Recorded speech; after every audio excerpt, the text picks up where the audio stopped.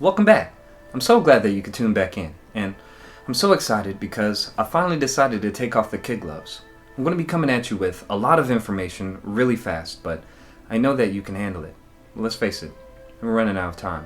With one foot in 2021 and the other crossing the threshold into 2022, I thought it was important for us to take a look at where we've come as a civilization and what we have to look forward to. Because as I said in a previous video, we've entered an unprecedented era of human history. A little over 4 years ago, the government released this now infamous Pentagon release, where it detailed its investigation into the UFO phenomena. Well, rest assured, it's no longer just a phenomena. We can confirm, beyond the shadow of a doubt, unequivocally, it's no longer a matter of speculation or debate. They exist, and they've likely been here for quite a while. But naturally, as we answer one question, a dozen more pop up in its place. If not thousands, really. I mean, what kind of technology are they utilizing that allows them to infiltrate our world's most advanced and sophisticated military radar detection systems? Why would the government keep this from us, and at what cost? Who are these beings that are piloting these vehicles that we're witnessing? Where do they come from? What are their intentions?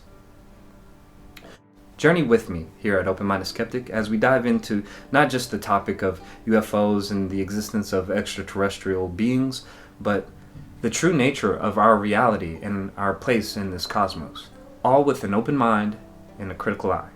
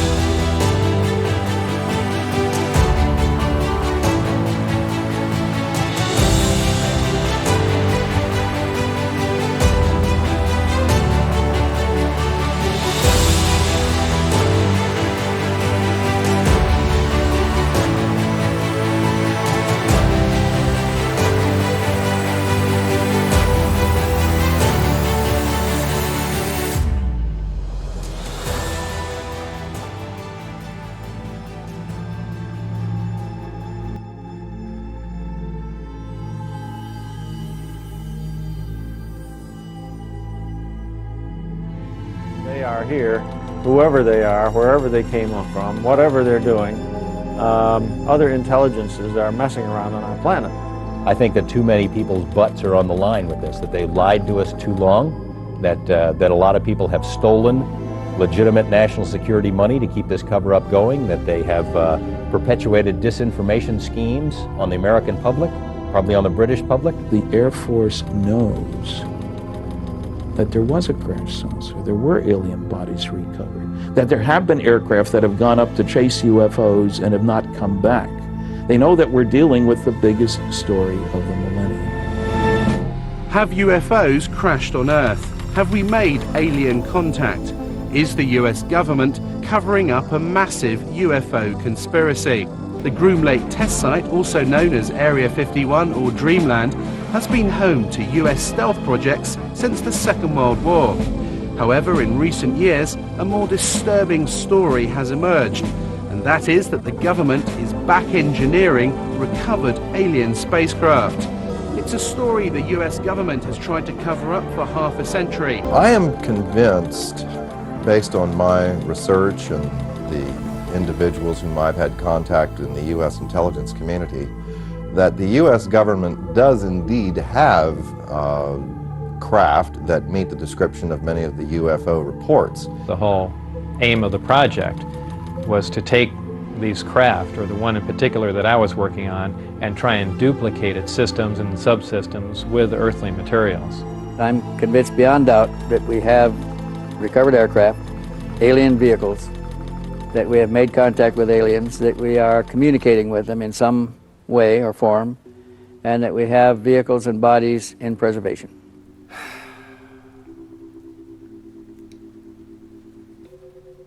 May everyone, including especially those who died, being laughed at, ridiculed, demonized, or outright dismissed, merely for sharing what they witnessed or experienced, only to have their reputation, legacy destroyed and ruined.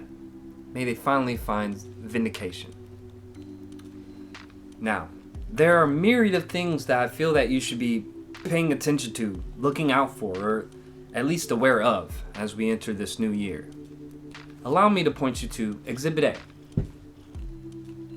Now, this oddly geometrically shaped, symmetrical, cube-like object jutting up from the horizon of the lunar landscape was captured by the Chinese lunar land rover, the U-22, and sits about 260 feet away on the edge of a crater. Unfortunately, all that we have to go on at this moment is this highly pixelated image. And if there are any scientists in the audience, I'm sure that they're screaming, "It's just a boulder, it's just a boulder, just like the Martian face on Mars." I hear you. Trust me, I get it. I'm with you. But, just look at it. It appears that there are two pillars, right, connected at top by some type of roof structure, and at the very center there appears to be a dark doorway. It looks like a door. But the eyes only see what the mind is prepared to comprehend.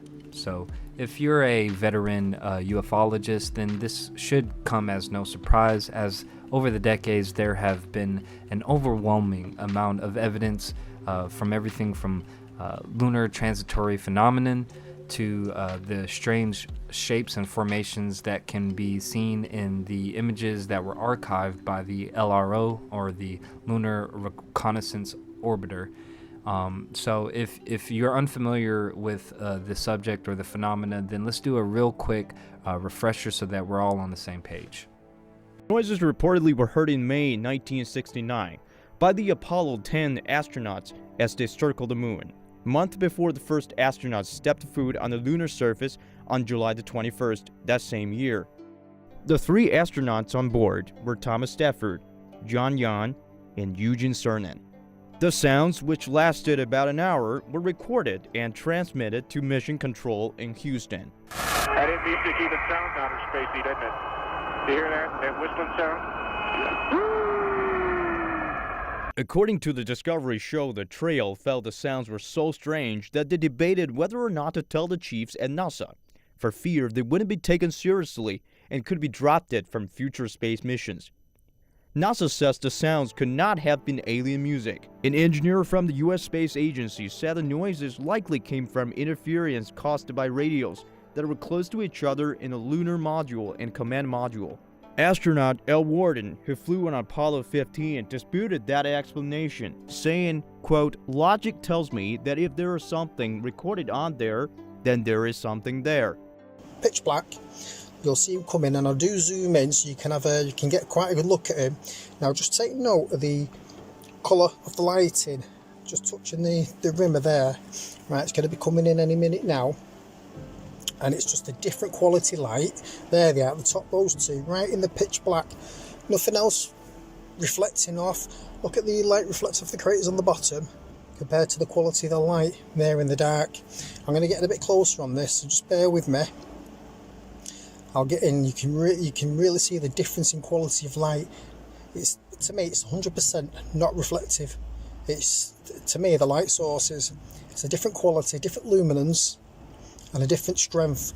Look at the strength of the lights being reflected off the craters and the rocks to the lights in the pitch black. I mean, that's not normal, that. There's nothing lit up around the area. There's no mountains there as such. I mean, that's totally lit up, that crater. Now look at the luminance there. Totally a different quality.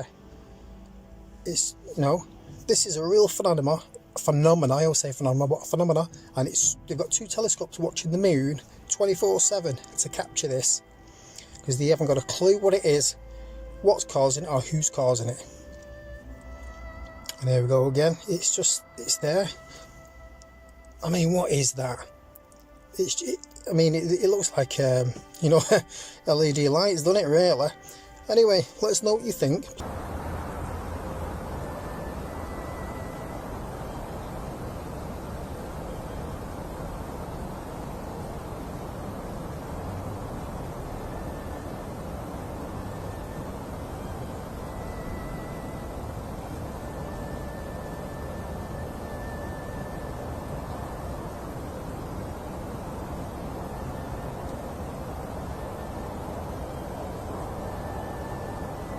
The New York Times reported that senior administration officials who were briefed on the findings said that the unusual movements witnessed by pilots did not originate from American military or advanced U.S. government technology. But that's really about the only conclusive finding that has been so far teased from the report. What do you think the likelihood is that aerial phenomenon are actually extraterrestrial spacecraft? Well, Jackie, that's really the question, isn't it? The bottom line is up until very recently, there were really only three possibilities of what this could be. And the first possibility is that it is some sort of secret U.S. tech that somehow we have managed to keep secret even from ourselves for a long period of time. The second option is that it's some sort of foreign adversarial technology that has somehow managed to technologically leapfrog ahead of our country, despite having a fairly robust and comprehensive intelligence apparatus. And of course, the third option is something quite entirely different. It's a different paradigm completely. Now, as of this week, we now know through some of the discussions at senior level leadership that this report has definitively stated once and for all that it's not our technology. And that's hugely important. For 30 years, there has always been this undercurrent, if you will, these conspiracies that there was some sort of TR-3B program and some sort of super special technology that has been implemented, and we've been just been very careless about it. And I think that argument was finally put to bed this week. So that really only leaves two other options. And that's, again, it's foreign adversarial, or it's something quite different. And I think we're now beginning to learn, as we've heard from the Director of National Intelligence, and I can certainly tell you from my experience, that we're pretty confident that it's not Russian or Chinese technology. And there's several reasons for that if you like, I'm more than happy to go into. Yeah, actually, could you go into that? I know you've explained it in previous interviews, but these sightings have happened for the past 70 years. And I know you've said before that you didn't think it was possible for one of our foreign adversaries, who have been helpful actually in providing information on this issue, would be capable of keeping something a secret for so long. Is that accurate? That's precisely one of the counter arguments. In fact, if I'm not mistaken, as of today, we had an announcement by former Director of National Intelligence, Ratcliffe, who said this isn't Russian technology. And as we know, during Glasnost and the fall of the Berlin Wall, there was this 5-year romance period, if you will, between the United States and Russia, where we began really sharing a lot of information. And a lot of their, ironically enough, a lot of their UFO information wound up in our hands. And it turns out that they were experiencing the exact same issues from a UFO or a UAP issue perspective that we were.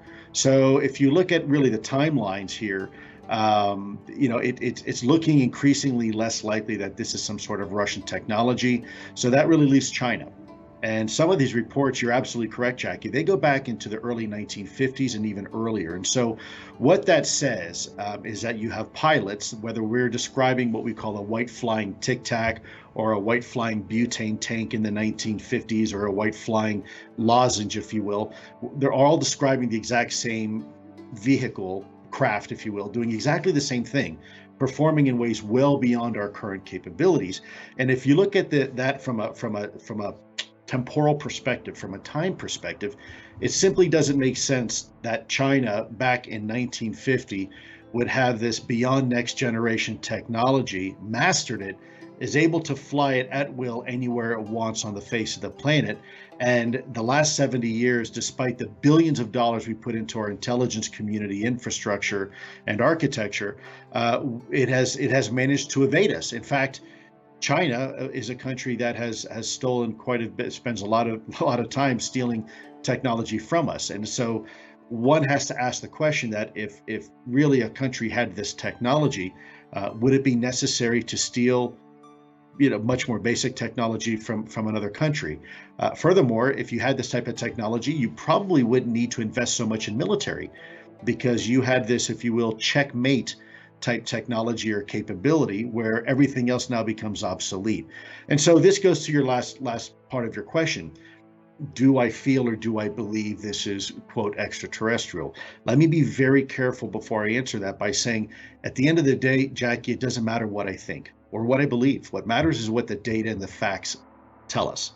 And from that perspective, it's very important that I had a very simple job, and that is to collect the truth and speak the truth. That's it. Very much as an investigator, which I used to be, we applied the same type level of rigor and methodologies we did in hunting terrorists and spies as we did in hunting UFOs. So we really didn't care what these were. We were just trying to get to the bottom of what they were. And so therein lies, if you will, a little bit of our approach. We were very agnostic, if you will, or objective about this topic, and tried to allow the facts to lead us down a certain path. And that is really what we're doing today. What we're realizing is that the facts are painting a far more compelling picture than what we thought. In this case, your audience, they're the jury. So what matters is really what you think about this. And so the hope here is that the U.S. government can provide the data and the evidence and the information, and then allow the American people to decide what we think this is about. I think, if I may just digress for a moment here, you mentioned something very interesting that a lot of people want to talk about and say, is this extraterrestrial? And I want to just, if I can, for just briefly delve into where we are with modern day science. We are human beings that a lot of now people in psychology refer to as cardiosocial animals. It means we look at things in extremes, because for the first 9 months of our existence, we were in our mother's womb and we heard that binary heartbeat of our mother. And so we tend to look at the life, if you will, and our universe in that binary way. It's either good or it's bad, it's hot or cold, black or white, up and down. And that's how we tend to judge things. But in reality, the universe and physics isn't binary. It's not binary at all. In fact, there's all sorts of options and opportunities of what this could be. So again, back to your question, is it from here or is it from out there? We don't really know. In fact, there's lots of other options on the table. It could be from, as I've said before, it can be from outer space, inner space, or the space in between. As we begin to learn what quantum physics is, and we begin to understand our place here on this little planet, we begin to realize that there's a lot of other options. We judge the universe in 5 fundamental senses, the ways that we perceive the universe, and that's touch, taste, hear, smell, etc.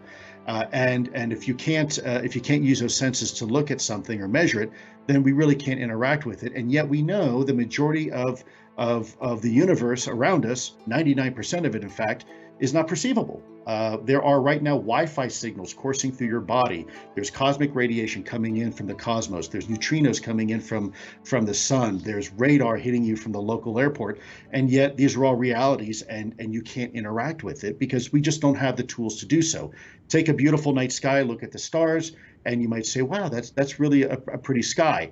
But if you now take a radio telescope and look at that same spot in the sky, all of a sudden you begin to see things that you couldn't see before. You see in the ultraviolet, you see in the infrared spectrum, you see nebula. So I guess my long-winded point to all this is that we must keep all options open. If we already know that 99% of the universe we cannot perceive or interact with, then there may be other options here. This may not necessarily be something from outer space. In fact, this could be something as natural to our very own planet as us. We're just now at a point where we're beginning to technologically be able to interact and collect data. This could be something from under the oceans. This could be something from outer space. We really don't know. And this is why I think we really need to take a whole of government approach and look at this, because it is day by day, it's seeming like more and more this conversation is shifting from a human technology, quite possibly, we don't know for sure yet, but to something far more profound. But as someone who is more steeped and in the know on the data and the facts, do you have any more narrow idea in that 99% of things that we are unaware of what this could be exactly? You know, through observations, we are quite convinced that we're dealing with a technology that is multi-generational, several generations ahead of what we consider next generation technology. So what we would consider beyond next generation technology, something that could be anywhere between 50 to 1,000 years ahead of us. And for us, I think it's, when you're looking at the observations and these things, how they can outperform, frankly, anything that we have in our inventory, and we're pretty certain anything that our foreign adversaries have in our inventory, then yes, obviously, as human beings, we tend to go down that rabbit hole of speculation. I want to be very careful that I don't offer my opinion in an unqualified manner. I've always stated this is exactly why we need a UAP task force. In fact, this is why we need a much bigger whole of government enduring capability, because at the end of the day, we don't know what we're dealing with. And frankly, all options have to be on the table until they're no longer on the table. I could offer you my opinion right now, but Jackie, in all honesty, it would probably be a bit of disservice, because we frankly don't have enough information yet. We're just now getting to the point as a government, as a society, that we are accepting the reality that this is real, whatever it is. I think we need to do a little bit more. And so out of respect to you and your journalistic integrity and that to your audience, I'm probably going to refrain from offering more of my opinion on that particular aspect, only because the one thing I've learned in intelligence is you can be absolutely sure of something and still be absolutely wrong. And I don't want to mislead anybody.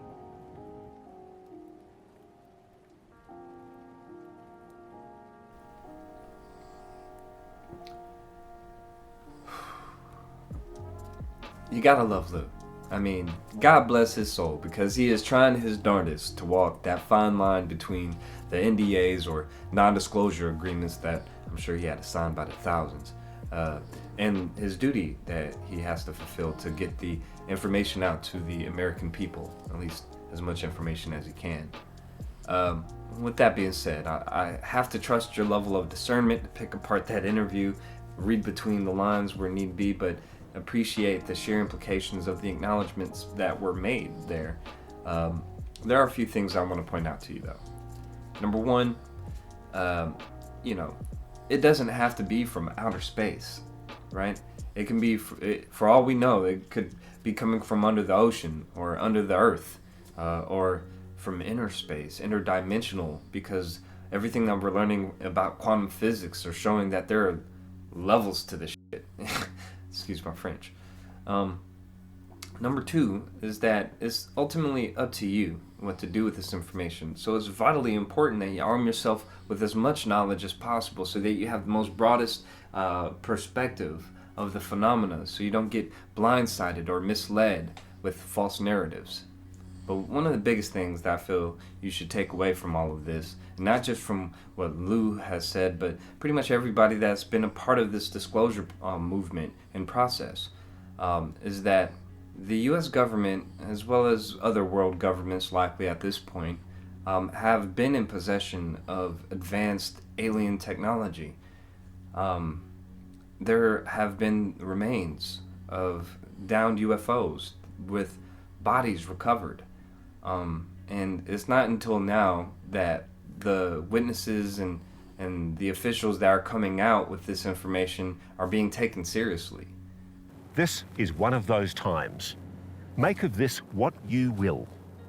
I've been told here in America by multiple defense and intelligence sources, 2 former and 1 serving senior officials, something quite amazing, that America has recovered alien extraterrestrial technology, including spacecraft.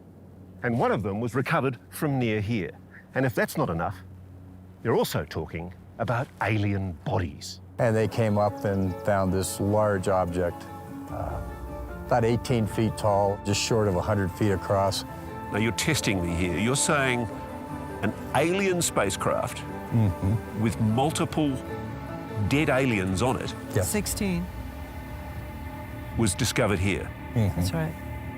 So what happens? They discover a craft. How many individual dead, I can't believe I'm saying this, aliens are on board this craft? 16. 16 aliens. 16. They were between 3.5 feet to 4 feet tall. They were perfect teeth. They were childlike in appearance. They had jumpsuits on that were like a powder-colored blue. They were charred, blue uniforms on, nothing that would signify rank. Who else turns up? The military, late morning, early noontime. They took it to the Los Alamos Nuclear Laboratory. That's my opinion. So let me check this. You've got witnesses who say that they've worked on a recovered alien spacecraft, and that the United States government is trying to re-engineer that technology. At least to understand how it works. Wow. Yeah. The question is, who or what exactly is it? And that is the big question. It could be something that's always been here, that's just as natural as you and me, just as natural as that, and we're just not at the point as a species where we're beginning to collect the information and be able to interact. This enigma requires data. It requires courage to ask the hard questions. And ultimately, what we really might have to wind up asking ourselves, what does it mean to be a human being? And what are the implications of this? I don't think everybody wants to face that. I am absolutely certain that this is a reality. Eventually, all of us are going to have to face it. Suspending in any ideology, any belief in UFOs, whether you believe or disbelieve, it doesn't matter. Ignorance is not an option. If there is an alien civilization waiting to show itself to humanity, if there is some kind of consciousness that's been with us that's not human, that is sentient, that's always been here, whatever it is, it's exciting because it redefines our understanding of ourselves in the universe. It's going to turn religion, cosmology, science on its head.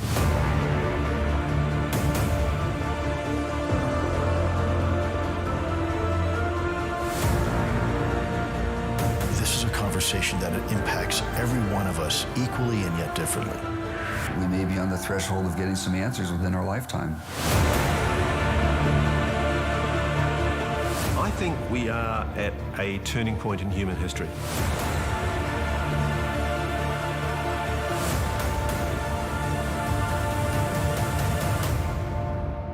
It's absolutely real. There is a real phenomenon here. There's no question about that.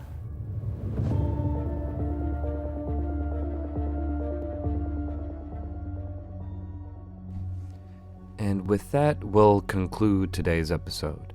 If you're still with us and you've enjoyed the content thus far, be sure to hit that subscribe button as well as that little notification bell, as I'll be coming back with much more mind-blowing, awe-inspiring, cognitive dissonance-inducing content. So drop a like and be sure to leave a comment if you have any ideas for future videos or topics you'd like to see me discuss, or you just want to be a part of the conversation. Either way, never stop searching for the answers, because the truth is out there.